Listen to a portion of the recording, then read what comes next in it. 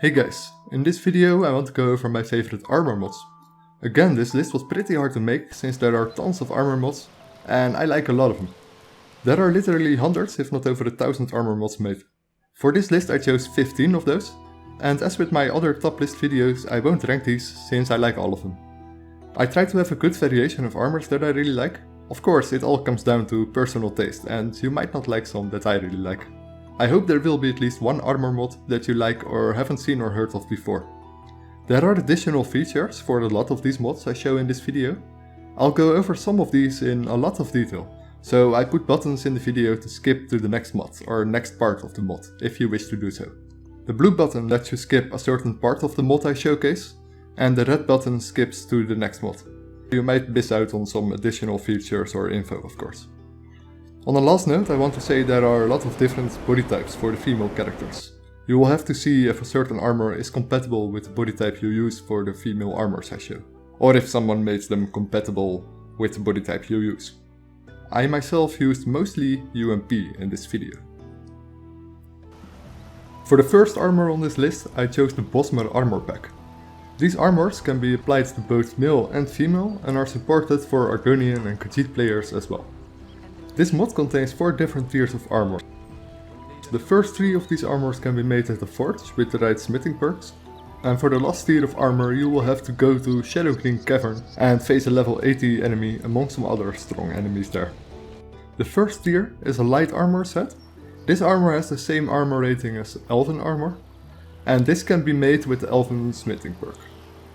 There are also 3 headpieces for the first tier of this armor set. You can have a hood or the helmed hood. The first tier of armor is the most plain out of the 4, but I still find it looks very good. The second tier of this armor is the reinforced Bosmer armor, a heavy armor. This armor can be made with the advanced armors perk and has the same armor rating as steel plate armor. It might not look too different from the plain Bosmer armor, but you can see it has been gilded with steel. I very much like the helm that comes with this armor set, the ones you see here with the feathers and such. The third tier of armor is called the Bosmer Elder armor. This armor has the same armor rating as glass armor and can be made with the glass smithing perk. Again, this is somewhat similar compared with the last 2 tiers, but has some nice looking engravings on this armor. The last tier of armor is the Bosmer Wild Hunt armor. This armor is more interesting to obtain since you need to go to Shadowgreen Cavern and face some high level enemies here. The enemy wearing this armor set will be waiting on top of this area. This place is a vanilla location of course, but I quickly took a few shots here anyway.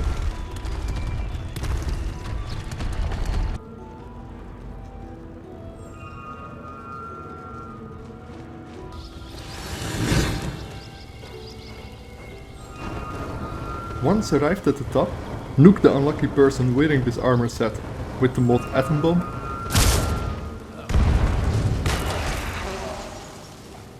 And the armor is now yours. This armor has the same stats as Dragonbone armor and Dragon Skill armors and comes with both a light and heavy version. The looks of this armor are the most different compared to its previous tiers and I really think it looks great. The helm always made me think of Shao Kahn's helmet from the earlier Mortal Kombat games, but that might just be me. There actually was a mod in development for Shao Kahn's armor among some other Mortal Kombat armors, but sadly never got finished. The clothes of the final tier of this armor set will increase your unarmed damage.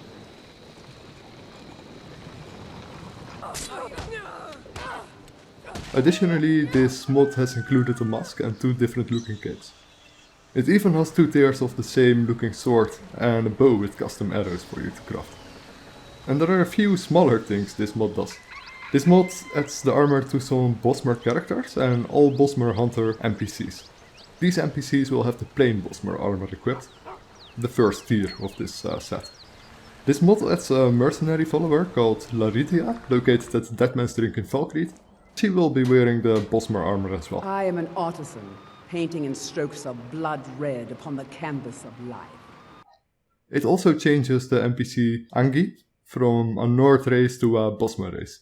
Angi is the woman who lives south of Valkyrie in the wilderness. The one that has 6 archery tasks for you. Since she is an archery trainer of sorts, the author felt her being a Bosmer was more suited.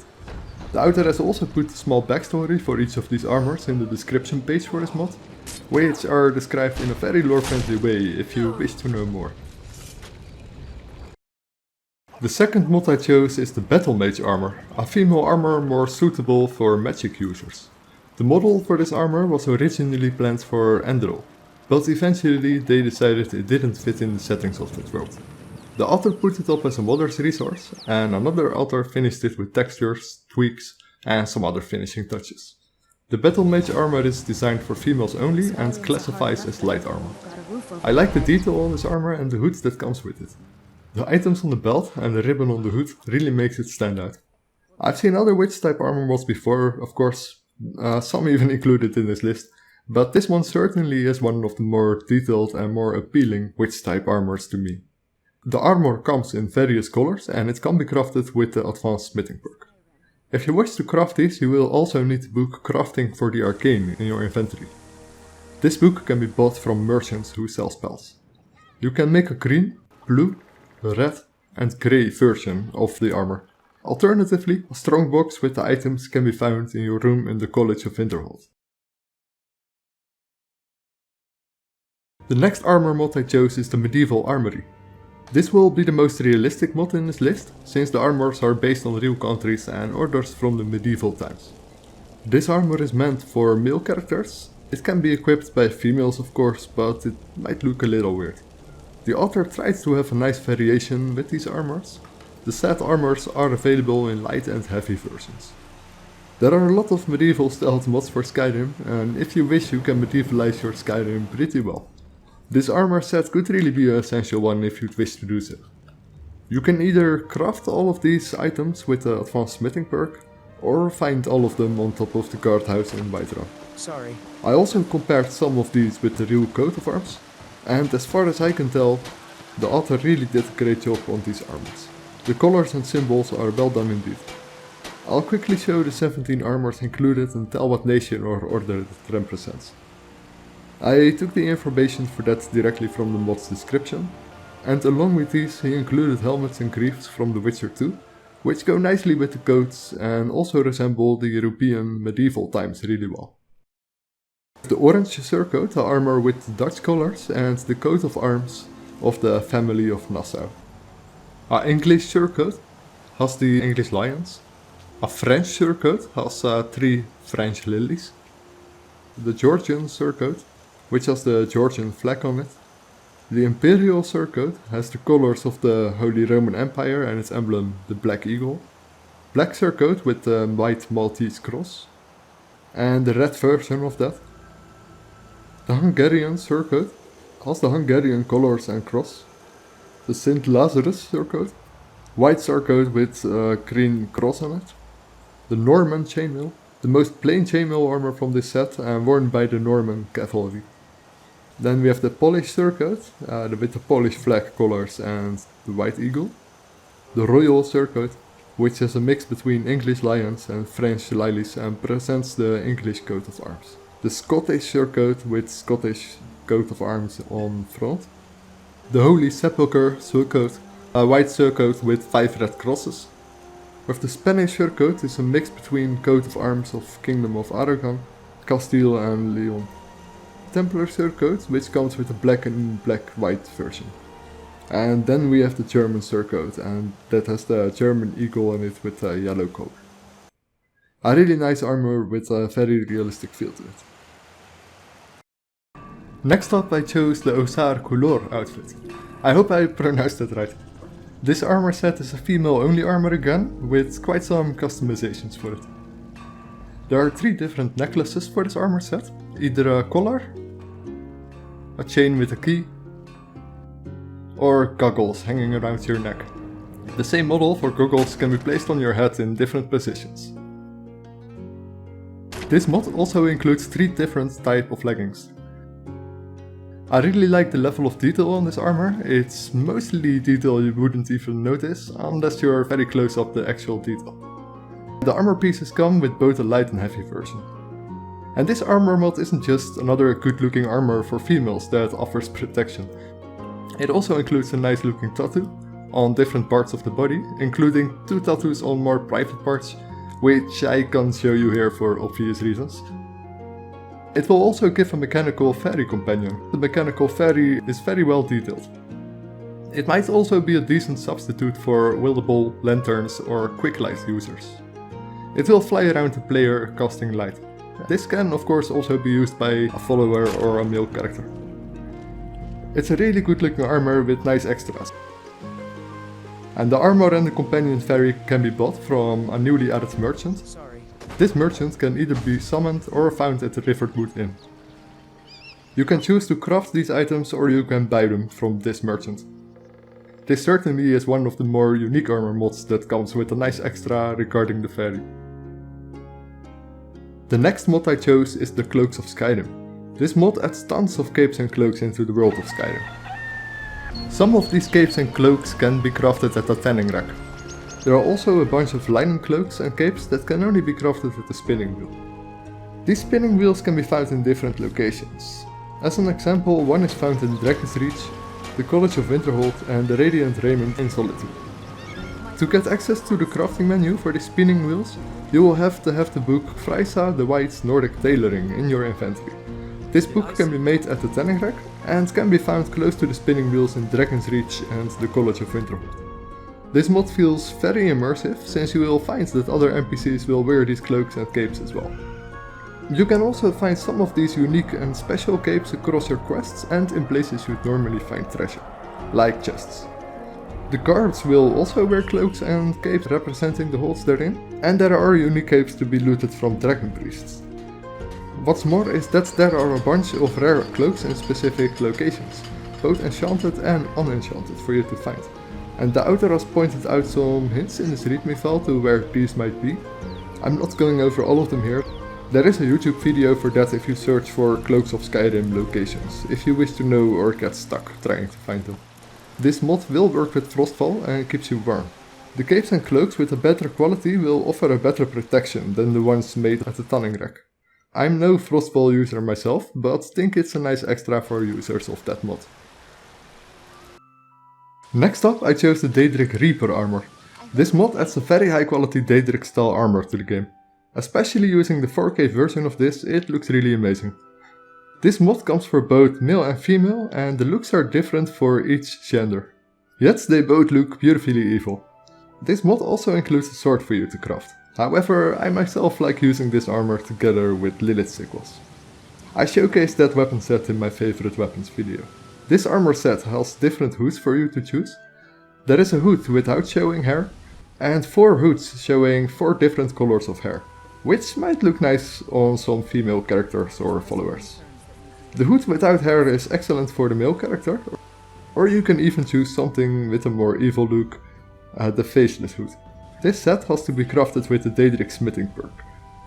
You will need the crafting manual for it in your inventory. The manual can be found at the Arkwind Point, on top of the tower there. Even the book itself looks nice, and besides the recipes to make these armors, this book has some great screenshots from this armor included.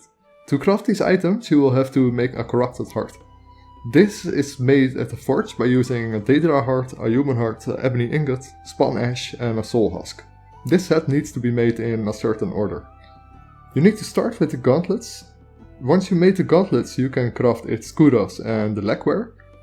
You can then make the boots and skirt. After making the boots you can make the hood and the choker. And finally after making the hood you can make the sword. I find this a great looking armor for a more evil type of character, which can be played both by male and female. Up next I have the Alfheim Knight's armor. This armor mod adds a couple of new armors to the game. Much like the Daedric Reaper armor, most of these sets look different on each gender. You can craft these armors if you have the Elven smithing perk. I find that the armors included with this mod look absolutely great and the variety is also nice. The shields and weapons that come with this mod have a nice looking visual effect as well. Some of the armor and weapon parts are transparent, which adds even more to the level of detail. The transparency looks a lot like the transparent glass armor mod, which is a retexture for glass armor. I showed the armors here on a male Khajiit because I think the tail really goes well with the armor, for some reason. Most mods look a little bit off on Khajiits and Arconians. Some of these armors for female look like the male counterpart and some look a lot more revealing. This armor, for example, just doesn't look very protective at all. All by all, this mod has a nice variation of armors for both male and females. There is another mod from this author for mage type characters with very similar designs. It's called Alfheim robes. Like the Alfheim Knight's armor, I really like the looks. This robe is actually a retexture of the cultist robes from the Dragonborn DLC. This robe can be made at the tanning rack. I really like the looks of these two armor mods. Glass armors were among my favorite armors in Morrowind and Oblivion, so glass armor mods or glass lookalike armor mods always do pretty well for me. The animation on the weapons look nice as well, and it's a nice extra that comes with the mod. The next mod I chose is the Witch of the Wild. I only discovered this mod some months back while watching an episode on Skyrim Beast's channel, and I instantly loved its design and the features that come with it. While this mod might already be too revealing for some people, I myself think it's just about right. The dress itself looks great, and the parts that are exposed get decorated nicely with a glowing tattoo. It includes two different looking capes as well. This armor comes in 3 colors, either blue, red or black. You can choose if you want a heavy or a light version of this set. The heavy and light versions look different from each other. The most noticeable differences are within the boots and gloves. The boots and gloves of the heavy version of this armor have the shape of claws, and the light version has more of an elegant look to it. The glowing tattoo is a nice extra that comes with this mod and might look nice on other, more revealing armors as well. You'll have to do a small quest to obtain this armor. Additionally, this will give you a new magic power at the end, if you wish to have it. To start this quest, head down to Glenmoril Coven. It will start when you are near this place.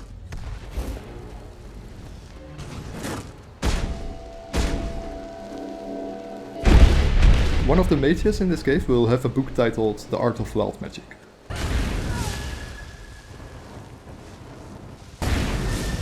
And with this book you can craft the item. This is done through the book itself and doesn't require a forge. What's more is that you can recharge the book using 5 Hackraven feathers. After you've done this, you need to collect 4 more items to perform the book's ritual. And this will give you the new power I was talking about. This power gives the ability to sometimes duplicate your magic abilities. The spell you cast can trigger up to 4 times. This is random and happens rarely. I showed it triggering here a few times. If you look carefully, you can see that it costs 4 times instead of just once here.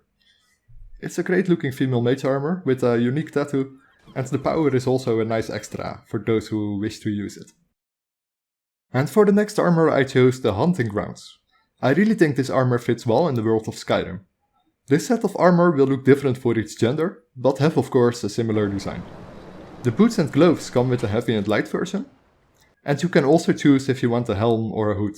You can choose 2 different positions for this hood. To craft this armor you will have to have the quest Ill Met by Moonlight completed. You can only craft this armor between 11 PM and 12 AM, which may be something small, but I still find it an interesting feature that comes with this mod. This armor is excellent if you plan to play as a werewolf, because under the right conditions the armor will have many benefits. If you have the Ring of Heresy and are a werewolf, the armor will unlock its full potential. Having the boots equipped will make you run faster and your footsteps are silenced. The gloves will make your attacks with a bow, one-handed and two-handed weapons do 15% more damage. The helm or hood gives a new ability to track down any kind of life form for a short time. And wearing the dress itself grants 15% magic resistance and 50% faster stamina recovery. And finally, wearing the full set gives an additional 25 armor rating.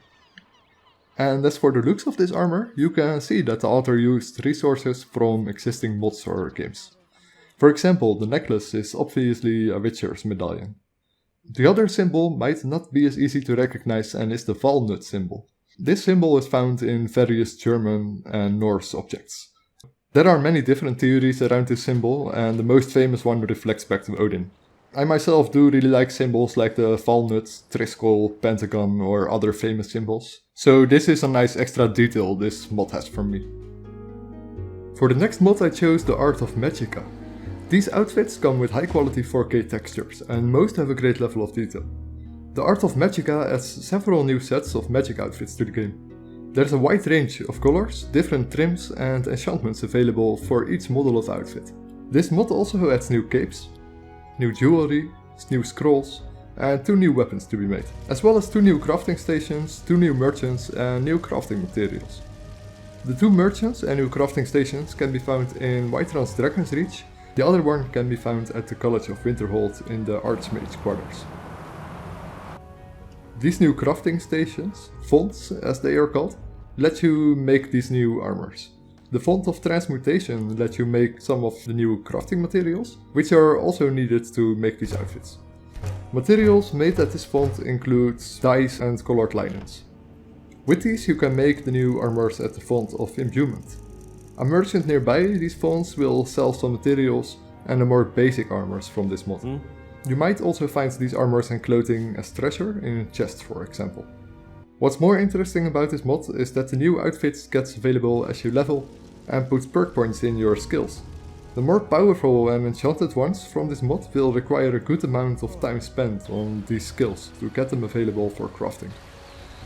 I really like this mod. It's a really nice and detailed mod with many outfits and retextures for the same outfits available. And again, I like the extras that come with it instead of just handing the sets over to you. Of course, it's up to the role player to decide whether or not it would be too cold or unrealistic for these kind of mods. It all comes down to personal taste and how much immersion breaking and lore and friendliness you can handle. I myself don't mind these more revealing mods too much, as long as not every female NPC walks around half naked.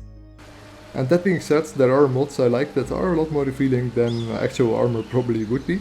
The more revealing armor mods I included in this video really have something special to it, and I really thought they deserve a place in this list.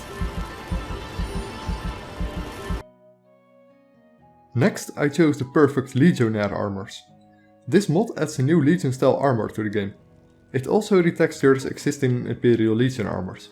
It even features a sword and a shield made by other authors. All of these armors come with an optional fel if you want the clothed parts on these armors to be blue or red. You can also install an optional fel to remove the furs seen on some of these armors if you don't like them. The newly added Imperial Templar armor looks great, and it resembles the Templar armor from Morrowind slightly. The other armors are retextures. I normally don't show retextures as favorites, but since the mod has its own armor included that I really like, I thought I might as well.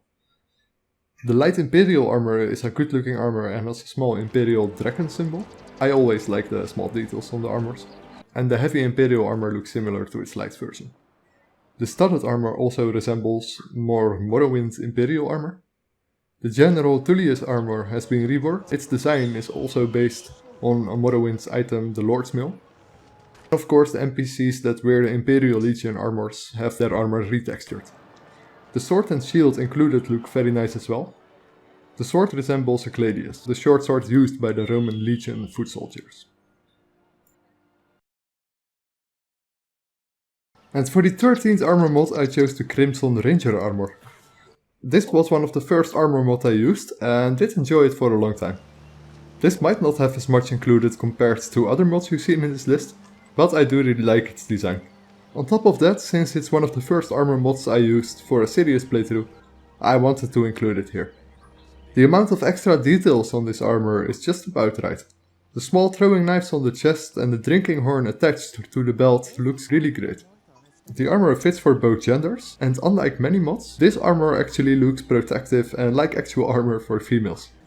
You can craft this armor at any forge and is specifically designed for rangers, thus it only has a light version for it. One of my friends asked me why I was playing as Red Riding Hood when he saw me using this, and I guess someone else might just make that same comparison.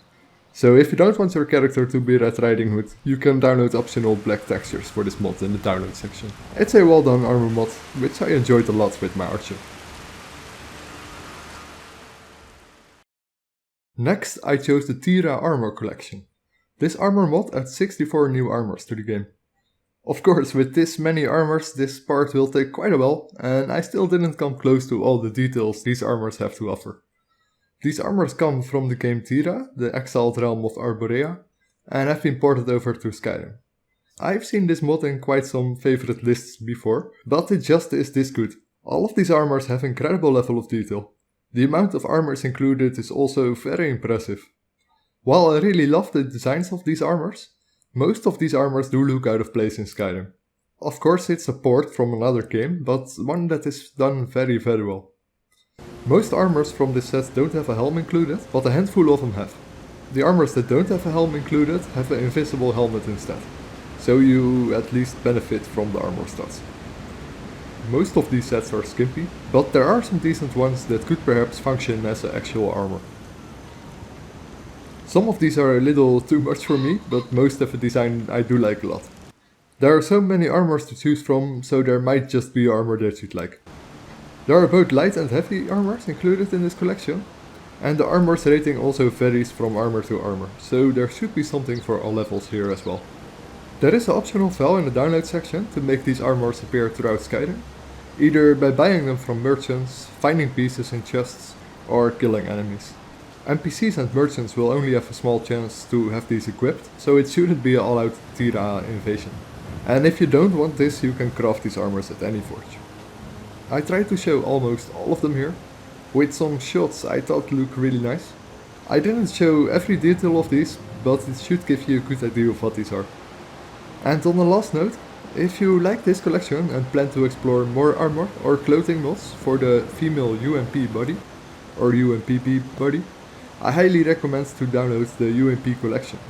UMP collection adds a new hall with merchants selling all kind of armors from different armor mods. This includes the Tera collections, UMP jewelry, multiple Ashara boots and multiple UMP boots, the Murta assassin armor and many more. I'll also leave that link in the description, of course. I'll show the rest of this Tera armor collection without commentary. Or of course skip ahead if you are convinced.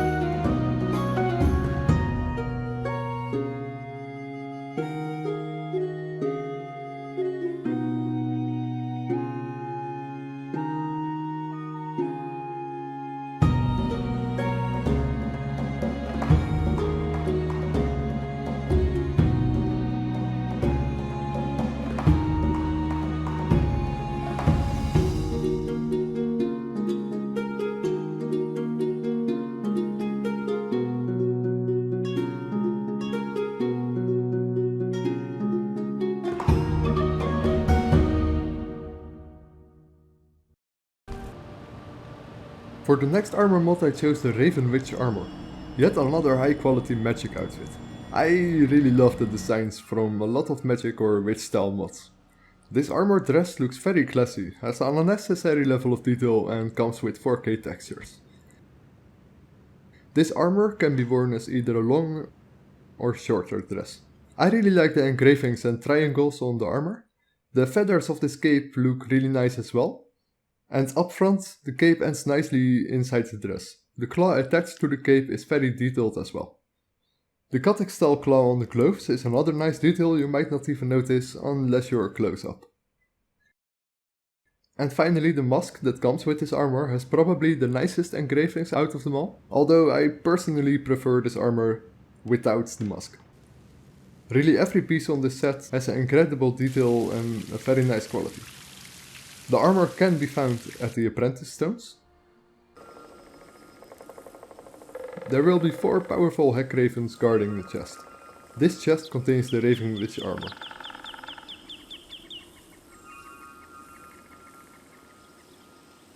One of these Hag Raven Guardians holds a key to open this chest.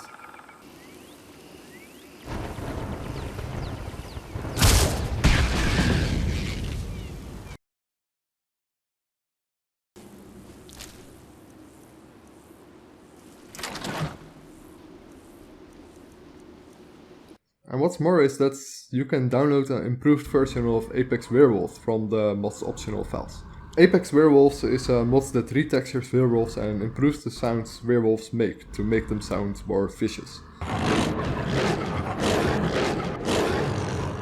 And this counts for the transformation, the growl and the feeding sound.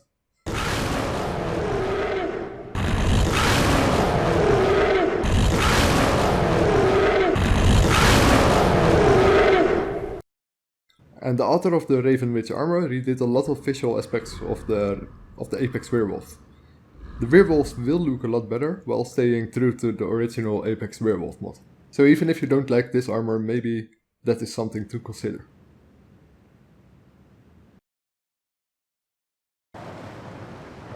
And for the final armor mod on this list, I chose Immersive Armors. This mod comes from the same author as the mod Immersive Weapons, which I showed in my favorite weapons video. Both Immersive Weapons and Immersive Armors are the most endorsed mods in the Weapons and Armor category by far. Just to put it in perspective, Immersive Armors has over 7.5 million downloads and over 261,000 endorsements, while the second mod in the Armor category has 2.6 million downloads and about 43,000 endorsements. Which of course still is an amazing accomplishment, but yes, the difference is certainly there. All by all, this probably makes him one of the, if not the most endorsed author on the Nexus. The amount of items included in Immersive Armors is huge. This mod contains over 55 armor sets, 396 shields, and also has lots of jewelry and other items like capes, cloaks, scarves, bandanas, and much more included. Much like Immersive Weapons, all of these items will be immersively added to Skyrim. They will be worn by NPCs and sold by merchants. You can of course also craft these armors and find them across your journeys. This mod has integrated a number of other great mods, even the Crimson Ranger outfit and the Bosmer armor pack, which I showed earlier. However, this mod adds the armor, but not all the extras I talked about. This armor compilation also adds 2 other armors that I really like. I originally wanted to give them a place in this list, but I think 15 armor mods in this video is more than enough.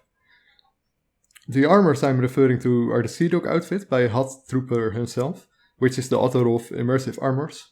The other mod is the Tribunal Robes by Skyrim and Netherform. The mod Tribunal Robes looks absolutely great and contains some more special masks. I'll leave the link to the original Tribunal Robes mod in the description as well. Even though Immersive Armors might contain some armors you'd like from another mod, I highly recommend to check up on the original armors first.